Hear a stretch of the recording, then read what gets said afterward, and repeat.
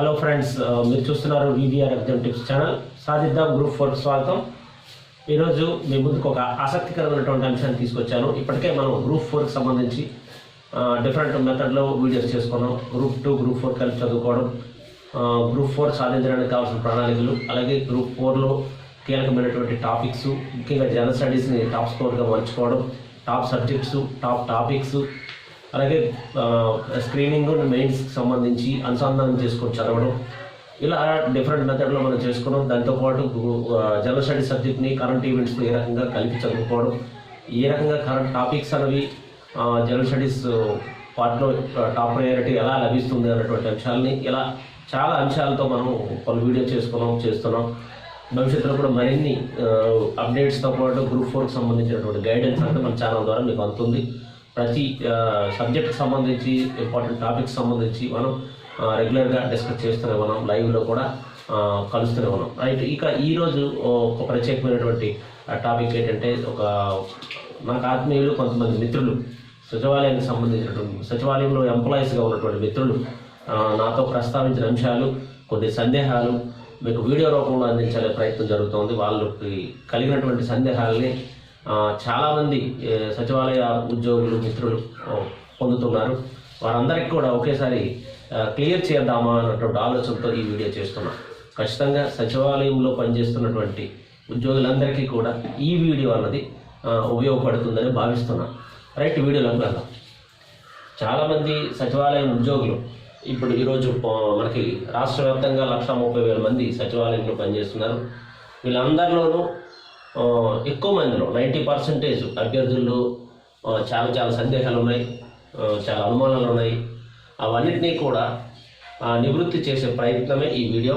ముఖ్యంగా సచివాలయ ఉద్యోగం ఆల్రెడీ ఉంది వీరికి, వీళ్ళేమో గ్రూప్ 4తో కంపారిజన్ చాలామంది చేస్తున్నారు. అయితే గ్రూప్ 4తో కంపారిజన్ చేసే ముందు ఏది బెటర్, సచివాలయ ఉద్యోగం మాకు ఉంది కదా, మేము మళ్ళీ గ్రూప్ 4 రాయాలా వద్దా? ఒకవేళ సచివాలయ ఉద్యోగంలో ఉన్నాం, గ్రూప్ 4కి మారితే మా పరిస్థితి ఏమిటి, మా కెరీర్ ఎలా ఉంటుంది, శాలరీ పరిస్థితి ఏమిటి, రిక్రూట్మెంట్ కెరీర్ గ్రాఫ్ ఎలా ఉంటుంది, పని ఒత్తిడి ఏంటి, ఇలా చాలా అంశాలకు సంబంధించి ఈరోజు మనం చర్చిద్దాం. ఫస్ట్ క్వశ్చన్, ఏది బెటర్, సచివాలయ ఉద్యోగం బెటరా, గ్రూప్ 4 ఉద్యోగం బెటరా? ఫస్ట్ క్వశ్చన్ సూటిగా గ్రూప్ 4 ఉద్యోగం బెటర్. ఇందులో ఏమి క్లియర్ లేదు. ఎందుకు బెటర్ అన్నది కూడా మీకు ఇక్కడ వివరిస్తాను. నేను చెప్తున్నా అంటే నా అభిప్రాయం, నా వ్యక్తిగత అభిప్రాయం కాదు ఇది. కామన్గా నేను ఇప్పుడు మీకు సచివాలయం ఉద్యోగం చేస్తున్నటువంటి మిత్రులు వాళ్ళు అందించిన ఫీడ్బ్యాక్, వారికి ఉన్నటువంటి కెరీర్ గ్రాఫ్ని గ్రూప్ 4లో ఇప్పుడు ప్రస్తుతం జూనియర్ అసిస్టెంట్ కంప్యూటర్ ఆపరేటర్ పోస్ట్కి ఉన్నటువంటి కంపారిజన్ కూడా మీకు ఇక్కడ నుంచి చేస్తాను. దాన్ని బట్టి మీకు అర్థమవుతుంది ఏది బెటర్ అన్నది మీరే నిర్ణయించుకుంటారు. కానీ నేను చెప్పడం మాత్రం సూటిగా ఏది బెటర్ అంటే ఫస్ట్ క్వశ్చన్ ఆన్సర్ గ్రూప్ 4 ఉద్యోగం బెటర్. సచివాలయ ఉద్యోగమా గ్రూప్ 4 ఉద్యోగమా అంటే గ్రూప్ 4 ఉద్యోగం అని నేనైతే చెప్తా. ఉన్న ఉద్యోగాన్ని వదిలేయాలంటే మీరు వదిలేయాల్సిన అవసరం లేదండి. ముందు ఉద్యోగానికి అప్లై చేయండి, అప్లై చేసి మంచిగా చదవండి, చదివి సాధ్యమైనంత వరకు గ్రూప్ 4 సాధించండి. అప్పుడు సచివాలయ ఉద్యోగాన్ని ఆటోమేటిక్గా వదిలేయాల్సి ఉంటుంది. కెరీర్ విశ్లేషణ చూద్దాం. కెరీర్ విశ్లేషణ ఎలా ఉంటుంది, ముందు సచివాలయం చూద్దాం. సచివాలయ ఉద్యోగం మీరు చేరారు, 2 ఏళ్ళ తర్వాత మీకు ప్రొబేషన్ డిక్లరేషన్ అన్నది జరగాలి. జరిగిందా అది మీకే తెలుసు, జరగలేదని. ఇంకా జరగడానికి మరి కొంత టైం పడుతుంది. ప్రొబేషన్ డిక్లరేషన్ ఏ ఉద్యోగాలను చేరితే 2 ఏళ్ళకి క్లియర్ అయిపోతుంది. కానీ ఈసారి సచివాలయ ఉద్యోగులకి ప్రొబేషన్ డిక్లరేషన్ అనేది జరగలేదు. అంతేకాకుండా ఏ ఉద్యోగాలైనా సరే ప్రొబేషన్ డిక్లరేషన్కి సంబంధించి ఎలాంటి అర్హత పరీక్షలు అవసరం లేదు, ఎలాంటి అర్హత పరీక్షలు అవసరం లేదు. అదొకటి. ఇకపోతే ప్రొబేషన్ డిక్లరేషన్ అవుతుంది, అవ్వదని లేదు, ఖచ్చితంగా అవుతుంది, బట్ ఆలస్యం అవుతుంది. ఇక రెండో అంశం ప్రమోషన్ ఛానల్. ప్రమోషన్ ఛానల్ చూసుకుంటే సచివాలయం ఉద్యోగులకు ఇప్పటి వరకు ఒక స్ట్రక్చర్ అన్నది లేదు. నేను ఇది సచివాలయం వ్యవస్థ అన్నది కొత్తగా ఎస్టాబ్లిష్ చేసినటువంటి ఒక సిస్టమ్ ఇది. ప్రతి ఒక 2000 జనాభా ఉన్న ప్రాంతాల్లో ఒక సచివాలయాన్ని ఏర్పాటు చేసి అక్కడ వార్డు అదే సచివాలయ సెక్రటరీ, గ్రేడ్ 4 సెక్రటరీ అని, వార్డు వెల్ఫేర్ అసిస్టెంట్ అని, డిజిటల్ అసిస్టెంట్ అని, ఉమెన్ పోలీస్ అని, ఇంజనీరింగ్ అసిస్టెంట్ అని, ఇలా కొన్ని పోస్టులను క్రియేట్ చేశారు. ఇది ఒక సిస్టమ్ క్రియేట్ చేశారు. ప్రతి చోట సచివాలయాన్ని ఏర్పాటు చేసి కొంతమంది ఉద్యోగాన్ని, కొత్త వ్యవస్థ ఇది, కొత్త వ్యవస్థ. దీనికి అంటూ అప్గ్రేడెడ్ కెరీర్ని ఇంతవరకు డిజైన్ చేయలేదు. అది ఎలా డిజైన్ చేయడం అన్న దాని మీద ఇప్పటి వరకు ఎలాంటి ప్రణాళిక లేదు నాకు తెలిసినంత వరకు. భవిష్యత్తులో ప్రమోషన్ ఛానల్ అన్నది ఇప్పుడిప్పుడే చెప్పడం కష్టం. ఎందుకంటే మీకు ప్రమోషన్ ఛానల్ గురించి మాట్లాడితే కొన్ని అంశాలు మీకు ఇక్కడ మీ దృష్టికి తీసుకురాదలిచాను. ఉదాహరణకి గ్రూప్ 2లో ఈఓఆర్డే, ఎక్స్టెన్షనల్ ఆఫీసర్ రూరల్ డెవలప్మెంట్, ఆ పోస్ట్ పేరు మండల స్థాయిలో ఉంటుంది. ఈ పోస్టులోకి వెళ్ళినటువంటి వ్యక్తి 20 ఏళ్ళు సర్వీస్ చేస్తే కానీ ఎండిఓ కాలేకపోయారు. 20 సంవత్సరాలు సర్వీస్ చేసినా కూడా ఎండిఓ కాలేకపోయారు. అలాగే ఎగ్జిక్యూటివ్ ఆఫీసర్ పంచాయతీరాజ్, మేజర్ పంచాయతీలో ఈఓ పోస్ట్ అని ఉంటుంది. అది కూడా ఎగ్జిక్యూటివ్ క్యాడర్లోనే ఉంటుంది, గ్రూప్ 2లోనే ఉంటుంది. ఆ పోస్టులోకి వెళ్ళిన వాళ్ళకి కూడా ప్రమోషన్ ఛానల్ లేదు. కొన్ని ఆల్రెడీ గ్రూప్ 2 క్యాడర్లో ఎగ్జిక్యూటివ్ అంటూ వచ్చినటువంటి క్యాడర్లో పోస్టుల్లో వచ్చినటువంటి రిక్రూట్ అయినటువంటి కొన్ని పోస్టులకి ఈ రోజుకి కూడా ప్రమోషన్ ఛానల్ అనేది లేదు. ఇక డిఎస్సి ద్వారా ఎంపిక అయినటువంటి ఎస్జిటీస్ తీసుకుంటే, సెకండరీ గ్రేడ్ టీచర్స్ తీసుకుంటే 96, 94, 96లో రిక్రూట్ అయినటువంటి అభ్యర్థులకి ఈ రోజుకి ప్రమోషన్ లేకుండా ఉన్నారు. 25, 26 ఏళ్ళ సర్వీస్ చేసినా కూడా ఈ రోజుకి ప్రమోషన్ లేదు. ఇది ఒక సిస్టమ్ ఎప్పుడో ఎస్టాబ్లిష్డ్ అయ్యింది, ఆల్రెడీ వెల్ ఎస్టాబ్లిష్డ్ సిస్టమ్ ఇది. ఈ సిస్టంలోనే ప్రమోషన్ అన్నది ఎంతవరకు క్లారిటీ లేదు. ప్రమోషన్స్ లేవు. క్లారిటీ లేకపోవడం ఏంటి? ఒక సిస్టమ్ ఉన్నప్పటికీ ప్రమోషన్ లేదు. ఒక క్లియర్గా ఉంది. ఒక ఎస్జిటి స్కూల్ అసిస్టెంట్ అవుతాడు, స్కూల్ అసిస్టెంట్ గ్రేడ్ 2 హెచ్ఎం అవుతాడు, గ్రేడ్ 2 హెచ్ఎం, గ్రేడ్ 1 హెచ్ఎం అవుతాడు, ఆ తర్వాత అసిస్టెంట్ డెప్యూటీఓ లేదా అడిషనల్ డైరెక్టర్ అవుతారు, తర్వాత డిఈఓ అవుతారు. ఇదంతా ఒక ఛానల్ ఉంది, కానీ అలా జరగడం లేదు. మీకు డిఈఓ ప్రమోషన్గా వచ్చేవాళ్ళు ఒక రూట్లో వస్తారు, ఇటు నుంచి వెళ్ళేవారు ఒక రూట్లో వెళ్తారు. జూనియర్ లెక్చర్ అయిన వాళ్ళు వేరే రూట్లో వెళ్తారు. ఇక్కడ జూనియర్ లెక్చర్ ప్రమోషన్ అన్నది బ్రేక్ పడింది, ఎంఈఓ ప్రమోషన్ అనేది బ్రేక్ పడింది, అక్కడ డిఈఓ ప్రమోషన్, డెప్యూటీఓ ప్రమోషన్ కూడా బ్రేక్ పడింది. మొత్తం ఎందుకంటే అంతా కలగా పొలగం అయిపోయింది. ఈ నేపథ్యంలో ఎస్జిటీస్ ప్రమోషన్స్ లేకుండా పోయింది. అలా మనం గమనిస్తే, అంటే ఇదంతా ఎందుకు చెప్పారంటే, ఒక ఎప్పటి నుంచో ఎస్టాబ్లిష్ అయినటువంటి ఈ వ్యవస్థలోనే ఇప్పటికీ నడుస్తున్న వ్యవస్థకే ప్రమోషన్ అన్నది క్లారిటీ లేదు. మరి కొత్తగా వచ్చినటువంటి ఈ వ్యవస్థకి, సచివాలయ వ్యవస్థకి ప్రమోషన్స్ ఏ రకంగా ఇస్తారు? ఏమవుతారు? గ్రేడ్ 4 సెక్రటరీ, గ్రేడ్ 3 సెక్రటరీ అవుతాడు అనుకున్నాం. మరి వెల్ఫేర్ అసిస్టెంట్ ఏమవుతారు? మనం చెప్పలేము ఏమవుతారు అన్నదానికి. పైగా ఈ రిక్రూట్మెంట్లో ఒకరు, ఇద్దరు, ముగ్గురు ఉంటే సరిపోయేది. కానీ వేలాది మంది అభ్యర్థులు ఆల్రెడీ ఉద్యోగాల్లో ఉన్నారు. వీళ్ళందరికీ ప్రమోషన్ అన్నది రావడం లేదా భవిష్యత్తులో చేయడం అన్నది చాలా చాలా కష్టమైన పని. కాబట్టి ప్రమోషన్ ఛానల్ అన్నది అంచనా వేయలేము. సచివాలయ వ్యవస్థ ప్రమోషనల్ ఛానల్ గురించి నాకు తెలిసి ఇప్పటికైతే దానికి ఒక స్ట్రక్చరే లేదు. మరి ప్రమోషన్ ఎప్పుడు వస్తుంది అన్నది చెప్పడం అన్నది చాలా చాలా కష్టం. మరి మీలో ఎవరికైనా దీని ప్రమోషన్ ఛానల్ మీద అవగాహన ఉంటే చెప్పగలిగితే మీరు కామెంట్స్లో పెట్టవచ్చు, నేను కూడా తెలుసుకుంటాను. ఇక జీత శ్రేణి, మరి ఇప్పుడు జీతం మీకు ఎంత ఇస్తున్నారో మీ అందరికీ తెలుసు. ప్రొబేషన్ పూర్తి అయితే కానీ మీకు శాలరీ ఫిక్సేషన్ అనేది ఉండదు. ప్రొబేషన్ అనేది పూర్తి కాలేదు, మరి శాలరీ ఫిక్సేషన్ అనేది ఎప్పుడు జరుగుద్ది? కొత్త పిఆర్సీ వచ్చింది, ఫిట్మెంట్ అన్నది అనౌన్స్ చేసింది ప్రభుత్వం, కానీ హెచ్ఆర్ఏ అన్నది డిసైడ్ చేయలేదు. ఈ నేపథ్యంలో మీ జీత శ్రేణి అనేది మినిమం టైం స్కేల్ అనుకుందాం. మినిమం టైం స్కేల్ ఒక 20,000 అనుకుంటే 21,000 హెచ్ఆర్ఏ, డిఈ అన్ని కలిపి ఒక 25,000, 26,000, 27,000 అనుకుందాం. ఓకే, జీతం ప్రొబేషన్ డిక్లరేషన్ అయిన తర్వాత జీతం ఫిక్స్ అవుతుంది, దాని గురించి నేను మాట్లాడట్లేదు. కానీ జీత శ్రేణి కూడా అద్భుతమైనటువంటి జీత శ్రేణి అనుకోవడానికి లేదు.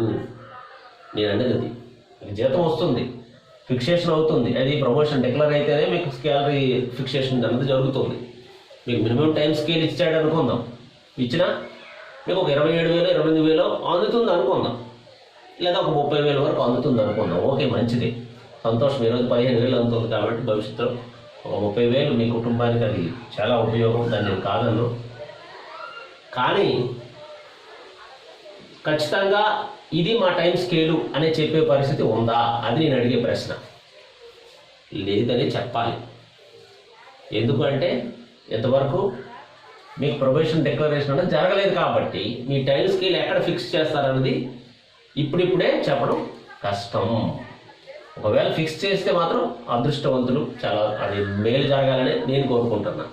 మీకు రేపు తెల్లారి ఒక మంచి టైం స్కేల్ దగ్గర ఫిక్స్ చేసి ఒక ఇంక్రిమెంట్ అన్నది ఏ రకంగా ఇస్తారు, 2 ఇంక్రిమెంట్లు ఏ రకంగా ఇస్తారు, ఆటోమేటిక్ అడ్వాన్స్మెంట్ స్కీమ్ అన్నది మీకు వర్తిస్తుందా వర్తించదా, ఇలాంటివి చాలా అంశాలు ఉన్నాయి. సర్వీస్ మ్యాటర్ ఉన్నప్పటికీ చాలా అంశాలు ఉంటాయి దానిలో.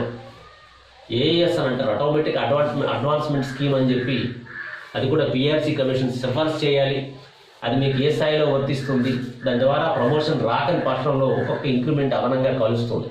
ఏఎస్ అంటే అదనమాట. మీకు ఒకవేళ ఇప్పుడు 6 ఏళ్ళు, ఇప్పుడు ప్రస్తుతానికి 6 సంవత్సరాలు, 12 సంవత్సరాలు, 18 సంవత్సరాలు, 24 సంవత్సరాలు అన్నది ఉంది. అంటే 6 ఏళ్ళకి అదనపు ఇంక్రిమెంట్, 12 ఏళ్ళకి ఒక ఇంక్రిమెంట్, 18 ఏళ్ళకి ఒక ఇంక్రిమెంట్, 24 ఏళ్ళకి ఒక ఇంక్రిమెంట్ అనేది ఏఏఎస్ ఆటోమేటిక్ అడ్వాన్స్మెంట్ స్కీమ్ అన్నది ప్రస్తుతం నడుస్తోంది పిఆర్సీ ద్వారా. అయితే ఈ ఆటోమేటిక్ అడ్వాన్స్మెంట్ స్కీమ్ అన్నది మీకు అప్లికేబుల్లా కాదా అన్నది ఎప్పుడు తేలుతుంది? మీ ప్రొబేషన్ డిక్లరేషన్ అయితే తేలుతుంది. మీ తాలూకా పే ఫిక్స్ అయిన తర్వాత మీకు ఎంత ఇంక్రిమెంట్ వస్తుంది, ఇవన్నీ కూడా అప్పుడే తేలుతాయి. ఇవన్నీ కూడా ఇప్పటికీ సందేహంగానే ఉన్నాయి. ఇవేవి వీటన్నిటికీ ఆన్సర్లు లేవు మీ దగ్గర, రైట్? ఇకపోతే మీది లోకల్ బాడీ. లోకల్ బాడీలో మీరు పనిచేస్తున్నారు. లోకల్ బాడీ అంటే ఇట్ మీన్స్ స్థానికంగా పనిచేస్తున్నారు. మీరు స్థానిక సంస్థల్లో పనిచేస్తున్నారు. సచివాలయాలు పంచాయతీ పరిధిలో ఉంటాయి, వార్డు సచివాలయాలు లోకల్ మన మున్సిపాలిటీలోను కార్పొరేషన్ పరిధిలోను పనిచేస్తున్నారు. కాబట్టి మిమ్మల్ని లోకల్ బాడీ ఉద్యోగులుగానే గుర్తిస్తారు. గుర్తుపెట్టుకోండి, మిమ్మల్ని లోకల్ బాడీ ఉద్యోగులుగానే గుర్తిస్తారు. అందువల్ల మీకు ఇంకొక ఇటీవల ఈ నోటిఫికేషన్లో ఒకటి గమనించి ఉంటారు. స్థానిక సంస్థలు అంటే మున్సిపాలిటీల్లోనూ కార్పొరేషన్లోనూ పనిచేస్తున్న ఉద్యోగులకు వర్తించే ఏదైతే అంటే ప్రభుత్వ ఉద్యోగులకి 5 ఏళ్ల పాటు ఏజ్ రిలాక్సేషన్ ఉంటుంది. ఏదైనా నోటిఫికేషన్ ఏపీపీఎస్ ఇచ్చిన నోటిఫికేషన్కి అప్లై చేయాలంటే 5 ఏళ్ల పాటు ఏజ్ రిలాక్సేషన్ ఉంటుంది. అంటే ఉదాహరణకు ఒక బీసీఏ అభ్యర్థి ప్రభుత్వ ఉద్యోగి అయితే 10 ఏళ్ల పాటు వయో పరిమితి ఆయనకి లభిస్తుంది, ఏజ్ రిలాక్సేషన్ వర్తిస్తుంది. కానీ మున్సిపాలిటీ పరిధిలోను కార్పొరేషన్ పరిధిలోను పనిచేసే ఉద్యోగులకి ఈ 5 ఏళ్ళు అనేది వర్తించదు. కేవలం ఆ క్యాస్ట్ రిజర్వేషన్లో మాత్రం ఏదైతే ఉంటుందో అదే వర్తిస్తుంది. అది ఈ నోటిఫికేషన్లో ప్రస్తావించున్నారు, అది మీరు గమనించండి. అంటే మిమ్మల్ని లోకల్ బాడీ కిందే గుర్తిస్తుంది ప్రభుత్వం. ప్రస్తుతం స్థానిక పాలన కింద మీరు ఉన్నారు. కాబట్టి లోకల్ బాడీ గవర్నమెంట్స్ ఏవైతే లోకల్ బాడీస్ ఉన్నాయో, పంచాయతీరాజ్ విభాగం కానీ, లేదా మున్సిపల్ విభాగం కానీ, లేదా మున్సిపల్ కార్పొరేషన్ విభాగం కానీలోనే మీరు ప్రస్తుతం పనిచేస్తున్నారు. కాబట్టి నాకున్న అవగాహన మేరకు మీరు లోకల్ బాడీ కిందకే వస్తారు, రైట్? ఇకపోతే పని ఒత్తిడి గమనిస్తే మరి మీలో పని ఒత్తిడి అతి తక్కువ మందికి ఎక్కువ పని, కొంతమందికి పనే లేదు. అది మీ అందరికీ తెలిసిందే. నేను డిజిగ్నేషన్ వారీగా చెప్తే కొంతమందికి మనస్తాపం కలిగే అవకాశం ఉంది కాబట్టి నేను డిజిగ్నేషన్ వారీగా ప్రస్తావించదలుచుకోలేదు. కానీ పని ఒత్తిడి అన్నది మీ సచివాలయ ఉద్యోగులు మీ అందరికీ తెలుసు. మీరు నాకు ఆత్మీయులు ఉన్నారు, స్నేహితులు ఉన్నారు, నా దగ్గర చదువుకొని సక్సెస్ సాధించినటువంటి విద్యార్థులు కూడా సచివాలయంలో ఉన్నారు. కాబట్టి కొన్ని అంశాలు వారి ద్వారా నేను తెలుసుకున్నాను కాబట్టి నేను చెప్పగలుగుతున్నాను. పని ఒత్తిడి, తలనొప్పి, ఎన్ని రకాల తలనొప్పులు, స్థానికంగా వారు పడుతున్నటువంటి ఇబ్బందులు ఏంటో నాకు తెలుసు. చాలా ఎక్కువ వర్క్ చేసినటువంటి ఉద్యోగులు ఉన్నారు. సచివాలయంలో పనిచేసే ఉద్యోగుల్లో కొన్ని కేడర్లో ఉన్నటువంటి వారికి తీవ్రమైనటువంటి పని ఒత్తిడి ఉంది. అది మీ అందరికీ తెలుసు. అది ఏ రకమైన ఒత్తిడి అదంతా నేను లోతుల్లోకి వెళ్ళదలుచుకోలేదు. ఇకపోతే గ్రూప్ 4 చూద్దాం.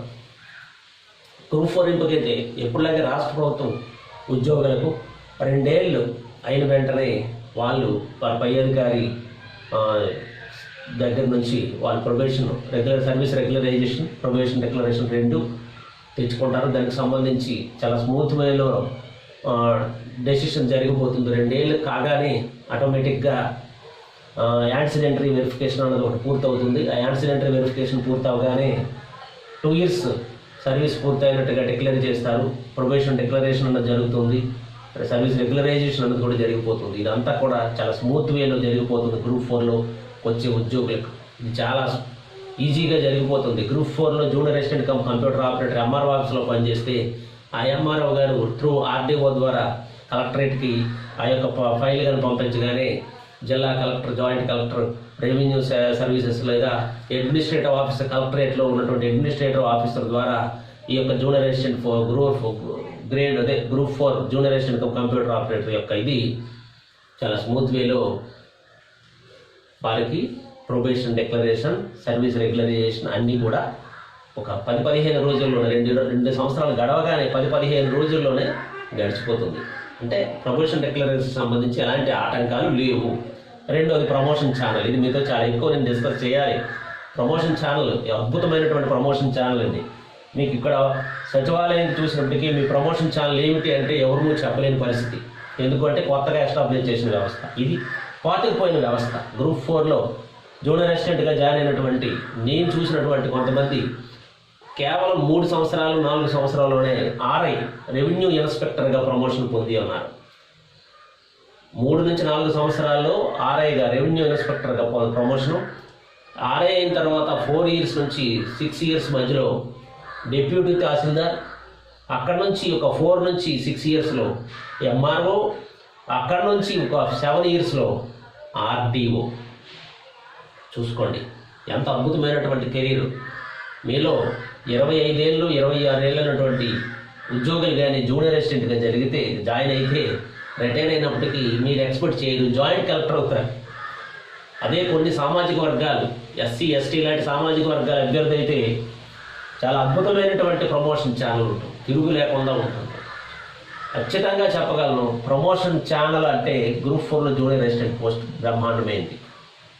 అది రెవెన్యూ సైడ్ జూనియర్ అసిస్టెంట్ పోస్ట్కి ఉన్నటువంటి ప్రమోషన్ ఛానల్ చాలా ఎక్సలెంట్ ప్రమోషన్ ఛానల్. ఈ విషయంలో ఎవరు ఏం చెప్పినా మీరు సెర్చ్ చేయండి, ఆలోచించండి. చాలా అంశాలు నేను చాలామంది మిత్రులతో మాట్లాడిన తర్వాత నేను ధైర్యంగా చెప్పగలుగుతున్నా. ఇక జీత శ్రేణి వాస్తవంగా ఇది గత పిఆర్సీకి అయితే 16,400 పే ఉండేది, మొత్తం కలిపి 22,000 23,000. కానీ కొత్త పిఆర్సీ వచ్చిన తర్వాత వీళ్ళకి కూడా 26,000 27,000 వరకు అందుకుంటున్నారు. జీత శ్రేణి గురించి గ్రూప్ 4 జూనియర్ అసిస్టెంట్ క్యాడర్లో జాయిన్ అయిన వారి జీత శ్రేణి గురించి ఆలోచించకూడదండి. ఎందుకు ఆలోచించకూడదంటే ప్రమోషన్ అలాంటిది, ఉద్యోగం ఆ రకంగా ఉంటుంది. మండల స్థాయిలో ఉంటుంది ఈ పోస్ట్ అండి. ఇది సచివాలయం అంటే ప్రతి పంచాయతీ పరిధిలో ఉంటుంది, ఇంచుమించు 2,000 జనాభా ఉన్న దగ్గరలో ఉంటుంది.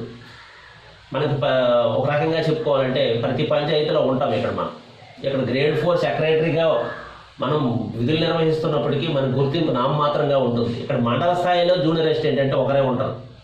మండల స్థాయిలో పోస్టులో ఉంటాం మనం, అద్భుతంగా ఉంటుంది మండల స్థాయిలో మన ఉద్యోగం. ఇది కేవలం సచివాలయ పరిధిలో ఉద్యోగం. చూడండి కేడర్ ఏ రకంగా చూసినా మనకి కేడర్ పరంగా చూసినా గ్రూప్ 4 అన్నది పెద్దే.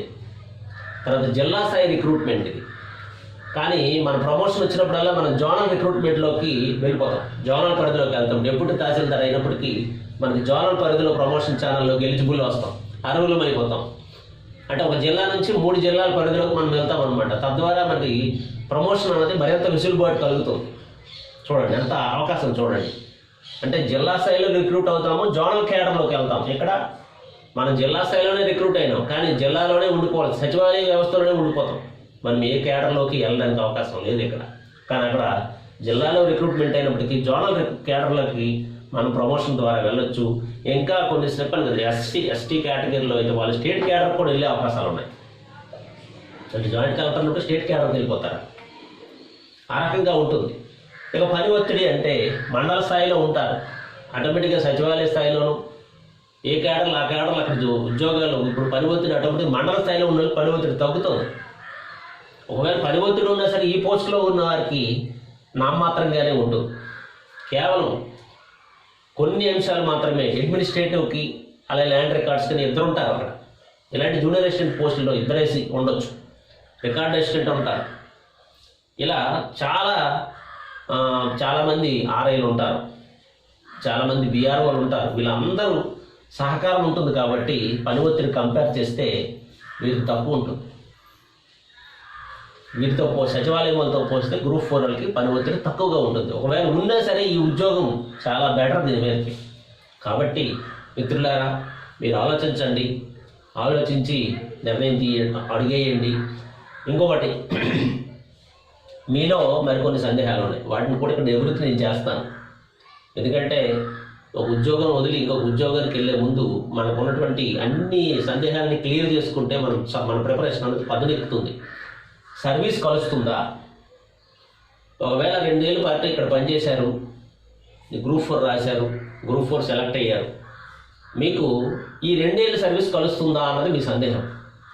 మీరు గవర్నమెంట్ ఎంప్లాయీగా రిక్రూట్ అయ్యారండి, ఖచ్చితంగా మీకు సర్వీసు కలుస్తుంది. పే ప్రొటెక్షన్ ఉంటుందా?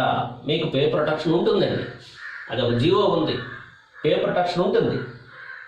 ఏ పరిస్థితుల్లో పే ప్రొటెక్షన్ ఉంటుందో కూడా నేను మీకు చెప్తాను. అనుమతులు తప్పనిసరి, అనుమతులు తీసుకోవాలి. అనుమతులు అంటే ఎవరి దగ్గర తీసుకుంటారు? సచివాలయ ఉద్యోగి అంటే మీకు మీ హయ్యర్ అథారిటీ, తక్షణం హయ్యర్ అథారిటీ ఎండిఓ, మీరు మీ ఎండిఓ గారి దగ్గర తప్పనిసరిగా అనుమతి తీసుకోవాలి. గ్రూప్ 4 రాస్తున్నట్టుగా ఎన్ఓసి, నో అబ్జెక్షన్ సర్టిఫికెట్ అంటారు దీన్ని తీసుకోవాలి. మీరు అప్లై చేసే నాటికి మీ దగ్గర ఎన్ఓసి అనేది ఖచ్చితంగా ఉండాలి. అలా ఉన్నప్పుడు మాత్రమే మీకు సర్వీస్ కలుస్తుంది, పే ప్రొటెక్షన్ వర్తిస్తుంది. గుర్తుపెట్టుకోండి, మీరు ఎలాంటి పెర్మిషన్స్ లేకుండా మీరు గ్రూప్ 4 రాసినట్లయితే మీకు సర్వీస్ కలవడం కానీ పే ప్రొటెక్షన్ ఉండడం కానీ గ్యారంటీ లేదు. ఎందుకంటే మీరు ఎలాంటి ముందస్తు అనుమతి తీసుకోలేదు. మీరు సర్వీసులోకి వచ్చినారు అంటే మీరు సబార్డినేట్ రూల్స్ అనేది ఉంటాయి. మనకు సర్వీస్ అండ్ సబార్డినేట్ రూల్స్ అని ఉంటాయి, సిసి రూల్స్ అంటారు. వాటి కూడా మీ అందరికీ సివిల్ సర్వీస్ రూల్స్ అని ఉంటాయి, సిసి రూల్స్ ఉంటాయి, లోకల్ బాడీ సబార్డినేట్ రూల్స్ ఉంటాయి. ఇలా కొన్ని చట్టాలు, నిబంధనలు ఉద్యోగికి ఉంటాయి. అవన్నీ కూడా మనం చదవకపోవడం వల్ల, వాటి మీద అవగాహన లేకపోవడం వల్ల మనకు సొంతంగా మనం ఆలోచించగలము. మన ఇష్టం కదా, మనం రాసుకోవచ్చు కదా, మనకు హక్కు ఉంది కదా అని చెప్పి మనం ఏది పడితే ఆ ఎగ్జామ్ రాసేసి మనం వెళ్ళిపోతే ఆ తర్వాత మనకు సర్వీస్ కల్పండను, పే ప్రొటెక్షన్ ఇవ్వండి అని అడిగినా దానికి అంత ఎవిడెన్షియల్ యాక్ట్ కాదని, మనకంత ప్రొటెక్షన్ అన్నది లేదు.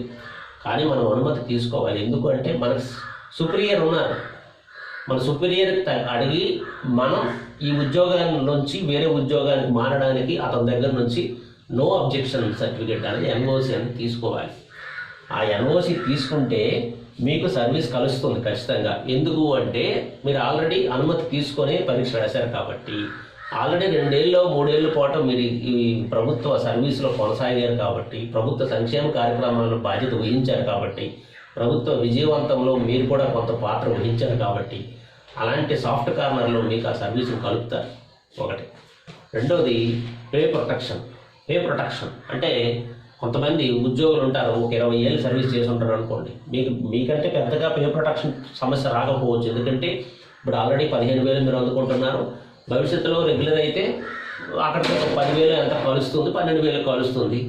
అదే అక్కడ కూడా ఆల్రెడీ అంతే వస్తుంది. కాబట్టి మీకు ఇక్కడ ప్రొబేషన్లో 15,000 ఇచ్చారు, కానీ ఇక్కడ ప్రొబేషన్లో మీకు ఫుల్ పే వస్తుంది. ఇక్కడ గుర్తుపెట్టుకోండి, సచివాలయ ఉద్యోగికి ప్రొబేషన్ పీరియడ్లో 15,000 ఇచ్చారు, కానీ గ్రూప్ 4 ఎంప్లాయీ జూనియర్ అసిస్టెంట్గా కంప్యూటర్ ఆపరేటర్గా సెలెక్ట్ అయిన వారికి ఫుల్ పే వస్తుంది. వారికి ఏదైతే బేసిక్ పే ఉందో, హెచ్ఆర్ఏ అయ్యారు లేదా పే ఫిక్సేషన్ అయితే పే ఫిక్సేషన్, ఫిట్మెంట్ అయితే ఫిట్మెంట్, డే అయితే డే, ఏ రోజు అపాయింట్మెంట్ అవుతారో ఆ రోజు ఎంత స్కేల్ ఉందో యాజ్ ఇట్ ఈజ్గా అందుకోద్దు. వాళ్ళకి ప్రొబేషన్లో ఉన్నప్పటికీ ఫుల్ స్కేల్ అందుకుంటారు ఇక్కడ. కాబట్టి పే ప్రొటెక్షన్ సమస్య రాదు ఇక్కడ.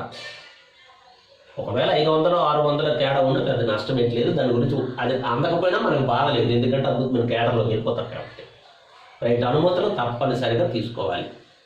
మున్సిపాలిటీలో పనిచేసిన వారు కమిషనరు, మండల స్థాయిలో పనిచేసిన ఎండిఓ గారు, వారి స్థాయిలో మీరు అనుమతిని తీసుకొని అప్లై చేయండి. అప్లై చేసే రాయండి ఎగ్జామ్. ప్రిపరేషన్ అడ్వాంటేజెస్ ఉన్నాయండి.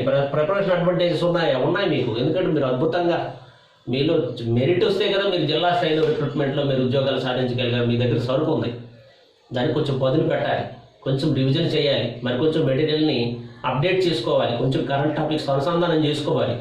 ఇక్కడ పేపర్ 1, పేపర్ 2 2 పేపర్లు ఉంటాయి. స్క్రీనింగ్, మెయిన్స్ ఉంటుంది. మనకు సచివాలయంకి వచ్చినప్పటికీ అవేమీ లేవు. బట్ ఇక్కడికి వచ్చినప్పటికి ఏంటంటే స్క్రీనింగ్, మెయిన్స్ ఉంది. అలాగే పేపర్ 1, పేపర్ 2 ఉంది. పేపర్ 1 జనరల్ స్టడీస్, మీరు అది ఆల్రెడీ పొట్టు సాధించారు, దాని మీద జనరల్ స్టడీస్ రాసే మీరు ఈ ఉద్యోగాలకు వచ్చారు. ఇటు వచ్చి పేపర్ 2కి వచ్చినప్పటికీ తెలుగు, ఇంగ్లీష్, మీరు బేసిక్స్ 10th క్లాస్ స్టాండర్డ్లో, అంటే మీ అందరూ కూడా 10th క్లాస్ స్టాండర్డ్లో బాగా చదువుకుంటారు కాబట్టి అది ఒకసారి రివిజన్ చేయగలిగితే పేపర్ 2 అద్భుతంగా ఆన్సర్ చేయగలుగుతారు. మీకు ఏమి ఇబ్బంది లేదు. కాబట్టి ప్రిపరేషన్ అడ్వాంటేజ్ మీకు ఉంది. ఎందుకు జనరల్ స్టడీస్ మీరు చదివిందేని, మీరు అంతకుముందు నేర్చిందేని, కాబట్టి జనరల్ స్టడీస్కి కొత్తగా అంటే అప్డేట్ చేసుకుంటే చాలు. కొంచెం ఇప్పుడున్నటువంటి కొన్ని అంశాలని జతపరుచుకొని కొంచెం మరికొంచెం నోట్స్ని, మీ దగ్గరలో ఉన్నటువంటి నోట్స్ని కొంచెం పదునెక్కించితే మరికొద్దిగా చదవగలిగితే సరిపోతుంది. తర్వాత ప్రిలిమ్స్కి, మెయిన్స్కి ఏ రకంగా చదవాలనేది మరొక వీడియోలో మనం చర్చిద్దాం. కాబట్టి మిత్రులారా, సచివాలయం మిత్రులందరికీ నేను కోరేది ఒకటే, మీరు మీలో ఉన్నటువంటి సందేహాలు నేనైతే నివృత్తి చేసే ప్రయత్నం అయితే చేశాను. చాలా వరకు క్లియర్ అయినాయి అనుకుంటాను. కాబట్టి ఇప్పుడు నిర్ణయం మీ చేతుల్లో ఉంది. సరైన నిర్ణయం తీసుకోండి. ఎందుకంటే భవిష్యత్తులో నోటిఫికేషన్లు వచ్చే అవకాశాలు దాదాపు తక్కువ, లేవు అని కూడా చెప్పొచ్చు. కాబట్టి వచ్చిన అవకాశాన్ని మాత్రం సద్వినియోగపరచుకోవడం అనేది చాలా అవసరం. మంచి అవకాశాలను ఎప్పుడు మనం వదులుకోకూడదు. అదృష్టం పదే పదే రాదు, ఒకసారి తలుపు తడుతుంది. దానికి రైట్ టైం, రైట్ డెసిషన్, అది గుర్తుపెట్టుకోండి. ఎప్పుడు కూడా మనం డెసిషన్, ఇప్పుడు రాంగ్ డెసిషన్ అన్నది మనల్ని మనకి మన తాలూకా కెరీర్ని తిరిగి తెచ్చేవద్దు. లేట్గా నిర్ణయం తీసుకున్నా పర్వాలేదు, కానీ రాంగ్ డెసిషన్ ఎప్పుడు తీసుకోకూడదండి. అది గుర్తుపెట్టుకోండి. మనం నిర్ణయాలు ఆలస్యంగా తీసుకోగలుగుతాం.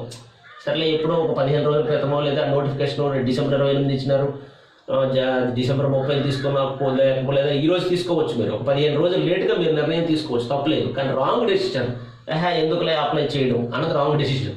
కాబట్టి అప్లై చేయాలి. అది మీరు ఆలోచించుకొని నిర్ణయం తీసుకోండి. Thank you very much.